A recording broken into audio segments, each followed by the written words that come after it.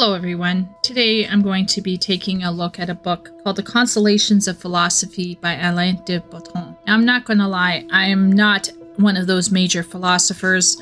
I have only done the most cursory readings of the great philosophers.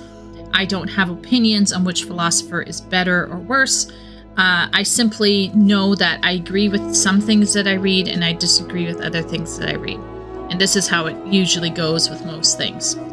Now, a friend of mine, a Chinese friend of mine, recommended this book to me because they thought it was very amusing and very interesting. And it was kind of a very accessible look into philosophy. And of course, as soon as you start hearing concepts like, oh, it's accessible, you know, I start worrying a little bit, because whenever you try to make something that's generally higher in theoretic form, when you attempt to make it accessible, there's often this very real danger of actually muddying the waters and confusing concepts. And it's kind of like trying to explain certain physics to ordinary people. Physics is very easily misunderstood, and people can start getting all sorts of strange notions about reality if the physicist isn't very careful about what they say. And that has actually indeed been the case. So philosophy and certain forms of literature, I think, can fall into this issue that physics and physicists face. And so I'm not going to be really advocating this book as being an arbiter of philosophy. I'm not going to be advocating this book as being the arbiter of truth either. I'm just going to talk about why I enjoyed this book and why I thought it was kind of interesting. So first off, I don't even actually know who Alain de Botton is. I'm probably even saying his French name incorrectly, but he's this guy, I guess, who just likes to write about philosophers. And in this book, he takes a look at basically 6 major philosophers, and he talks about how philosophy can often be a way for us to kind of come to grips with certain aspects of life. Philosophy is a form of consolation, as you will, mental explorations that help us come to grips with reality, or what have you. And the style is very conversational. It's very much like someone is just talking to you. And it is filled with pictures, which for me is always great. I love pictures. So there's a lot of artwork in here. I think this book would definitely benefit from having a colored version. This is something that I would want to have on my coffee table if I could, with colored photography, because I think it's just really great that way. The author has another idiosyncrasy, which is very fascinating. He breaks everything down into really small chapters, and then sometimes those chapters are basically like bullet points or short concepts in short, tiny chunks.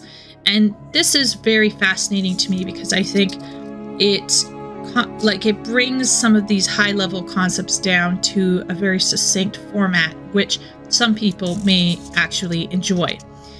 The author, Botton, also tends to spend some time looking at the actual lives of the philosophers that he is sharing with us. And so you also get a bit of history and context for what these philosophers were facing and how this may have, you know, formed their views and matured their ideas. So let's take a look at the table of contents. In the table of contents, we have 6 chapters here. The first one is Consolation for Unpopularity, and this is basically looking at Socrates. Number 2 is Not Having Enough Money, so Consolation for Not Having Enough Money, and that's by Epicurus. That's looking at Epicurus's philosophies. Number 3 is the Consolation for Frustration. He looks at Seneca. Consolation for Inadequacy. He looks at Montaigne. Consolation for a Broken Heart. He looks at Schopenhauer. and consolation for difficulties, he looks at Nietzsche. Now, I'm going to be upfront. I found all 6 of these philosophers very fascinating, but I actually like the first 3 the most. I like the classical ones better. If I was going to pick, I'd probably say Seneca was my favorite, but I'll explain why. But I really like Socrates, and I thought Epicurus was very eye-opening. I think Epicureanism has been misrepresented and misunderstood, so it was interesting to see what Epicurus was actually all about. However, I did find some sections in Montaigne and Schopenhauer's work and in Nietzsche's work that was equally fascinating and just interesting to me to kind of run thought experiments and think about generalities, think about life, and I'm fine with that.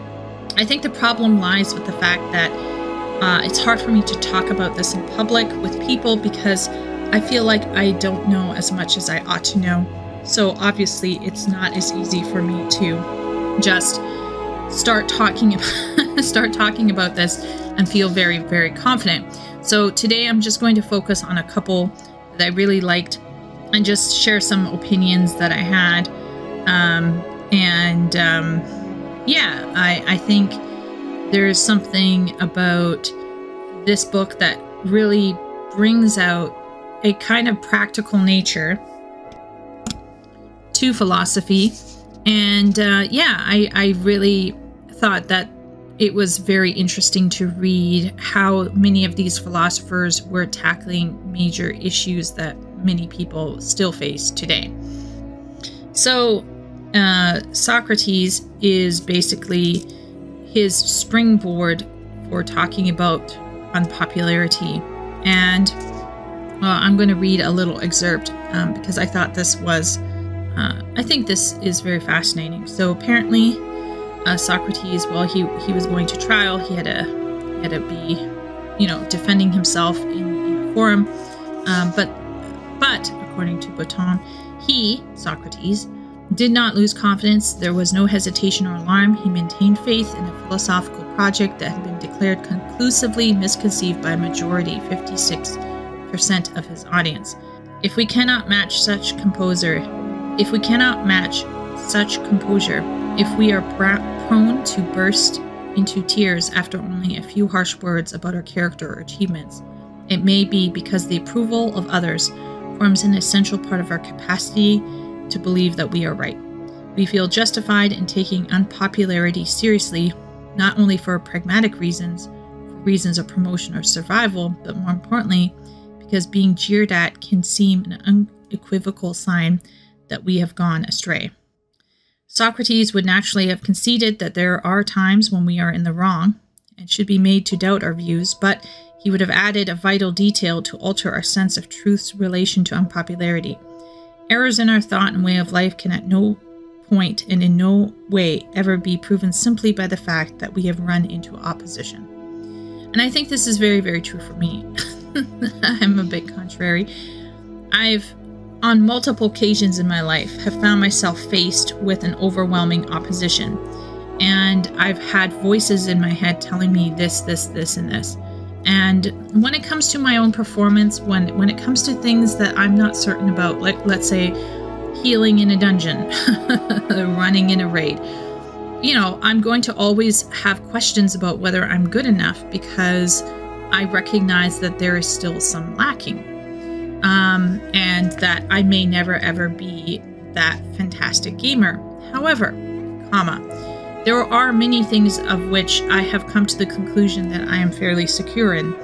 And when you receive opposition for those things, sometimes you feel like you're taking crazy pills, and it feels like the whole world is telling me, oh, you're nuts for thinking that. For example, when I first watched Prince Caspian, Ghost in the Shell 2017, Shang-Chi, these are films that I feel like have something else going on, and people around me were telling me one thing, and I felt like I was going nuts at some points because I was like, but I'm seeing something else here. What is going wrong? And And you do have to sit back and reflect a bit and be like, okay, am I crazy? And sometimes you are, but sometimes you're not. So yeah, I thought that was very interesting, how just because you're being opposed doesn't mean that you're right, but at the same point in time, just because you're being opposed doesn't mean that you're wrong either. Another interesting thing was that Socrates had this kind of approach to people that a lot of people might find abrasive. Botton notes, "It sounds elitist," and it was. Not everyone is worth listening to. Yet Socrates' elitism had no trace of snobbery or prejudice. He might have discriminated in the views he attended to, but the discrimination operated not on the basis of class or money, nor on the basis of military record or nationality, but on the basis of reason, which was, as he stressed, a faculty accessible to all. So, for me, I find this to be also very encouraging, because I also attempt and strive to never judge a person by their background. I always attempt to judge a person by their ideas, which is why I dislike name calling, and I dislike personal attacks. I dislike immature, sloganism, because I feel like that often muddies the water when it comes to discussing ideas. Another thing that I really enjoyed as well, if we're going to just skip past Socrates, is Seneca. And I really love Seneca. But I struggle with seeing Seneca entirely as being a philosopher. And I know that sounds, I don't know. I know that sounds a bit weird, but I feel like Seneca is not so much a philosopher as a extremely early self-help guide. Now, it was based on some philosophical understandings of the cosmos, but I feel like Seneca vibes with me a lot because he's much more practical. He applies a so what aspect that I appreciate. And his so what aspect is basically that we have to really understand what reality is and what we really need, our wishes, so that we recognize exactly what we can achieve and what we can actually change about our lives. And so if you are someone who feels frustrated about your life, I think delving into Seneca is helpful, because he is one of the foundations for the philosophy known as Stoicism. And Stoicism has been shit on in more recent years because Stoicism has unfortunately been linked to emotional constipation, to deadness on the inside, to toxic masculinity, and that is actually the farthest thing from Stoicism. Stoicism is actually about knowing your limitations and drawing boundaries. It's about understanding what you can change and what you can't change. It's about recognizing the power of the cosmos, and this is very important for us, because if we don't face up to reality, we're going to always be coddling ourselves, and we're not going to be able to form into mature, resilient people. And therefore, I really like how Seneca tackles these issues. I vibe on that level, and it kind of reminds me of more solution-focused based cognitive therapy, because I personally find that's more helpful than just sitting around and just thinking big thoughts. I also have a so what component to most of my thinking. So why is Stoicism so misrepresented? I think part of it is because there's a level of self-discipline and self-control that goes into Stoicism. Listen to what Botton says. And yet for Seneca, insofar as we can ever attain wisdom, it is by learning not to aggravate the world's obstinacy through our own responses, through spasms of rage, self-pity, anxiety, bitterness, self-righteousness, and paranoia. A single idea recurs throughout his work, that we best endure those frustrations which we have prepared ourselves for and understand, and are hurt most by those we are least expected and cannot fathom. Philosophy must reconcile us to the true dimensions of reality, and so spare us, if not frustration itself, then at least its panoply of pernicious accompanying emotions. So Seneca is not telling us that, like, if you do this and this step, you're going to avoid all frustration. No, no, no. His contention is frustration is always going to happen. The question is, what are you going to do about it? And what I find so fascinating is that Seneca targets certain people as being more susceptible to frustration. So he wrote, Botton writes, nevertheless, there seemed an unusual level of rage among the privileged. Prosperity fosters bad tempers, wrote Seneca, after observing his wealthy friends ranting around him because life had not turned out as they had hoped. Seneca knew of a wealthy man, Vettius Pollio, a friend of Emperor Augustus, whose slave once dropped a tray of crystal glass during a party. Vettius hated the sound of breaking glass and grew so furious that he ordered the slave to be thrown into a pool of lampreys. So what's very interesting is that it kind of goes back to talking about that whole great times create great men create weak men create bad times, and so on and so forth. So basically, if you are raised in a certain level of entitlement and coddling and protection, you are less able to manage yourself in the face of hardship. And this is something that actually popped up recently when I was reading A Little Princess by Frances Hodgson Burnett. And it got me thinking about how you never really know how strong you are on the inside until you really face serious resistance from the universe. And Seneca links this kind of rage to not just entitlement, not just to lack of exposure, but also to hope. And this is where, like, some people might disagree, but it's still fascinating to consider. Another thing that the Consolation for Frustration chapter touches on is this sense of injustice. And this is also another concept where he kind of doesn't really understand. A lot of people don't understand how to read the Bible, right? And so he quotes Deuteronomy, which explains, the godly person shall be like a tree planted by the rivers of water, and whatsoever he doeth shall prosper. The ungodly are not so, but are like chaff, which the wind driveth away. And so Botton and presumably Seneca therefore link this concept that if you're good, you will be rewarded, and if you're evil, you'll be punished. And the reality is that not everything is going to turn out that way. And he therefore talks about how our sense of injustice can also increase frustration. So then this is what Botton writes. Metilius hadn't died because his mother was bad, nor was the world unfair because his mother was good, and yet he had died. His death was, in Seneca's image, the work of fortune, and the goddess was no moral judge. She did not evaluate her victims like the god of Deuteronomy and reward them according to merit. She inflicted harm with the moral blindness of a hurricane.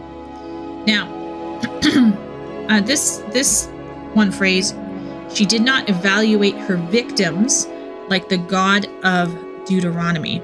And I think this is really problematic because it's cherry-picking scripture. Because there's huge amounts of other scripture where they talk about how God allows the rain to fall on the just and the unjust. Psalms has lots of ranting about how good people get punished while wicked people get away with stuff. Proverbs talks about it. Ecclesiastes, I think, touches on it as well. This is poor research right here, and a fundamental misunderstanding of what scripture says about the links between justice and reward and good behavior. Because life is not always that way.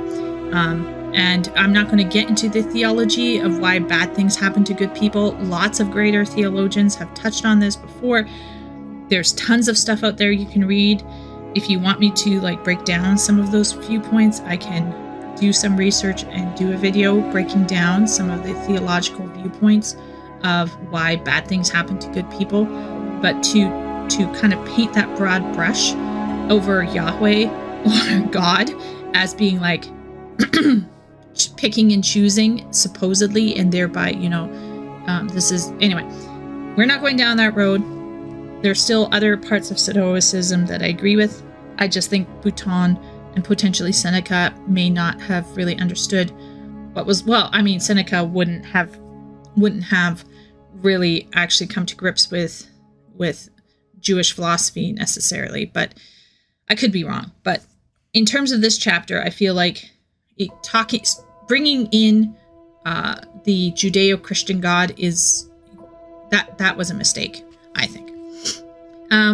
Anyway, I personally prefer Stoicism. I think Stoicism is very useful in terms of emotional regulation, because there's nothing wrong with feeling sad. There's nothing wrong with feeling angry. There's nothing wrong with feeling exasperated. There's nothing wrong with feeling disappointed. There's nothing wrong with feeling any kind of feeling, insofar as you can feel feelings. The problem is, what do you do with it? And I think we're living right now, at least in North America, we're living right now in a world where a lot of people are raging against the dying of the light.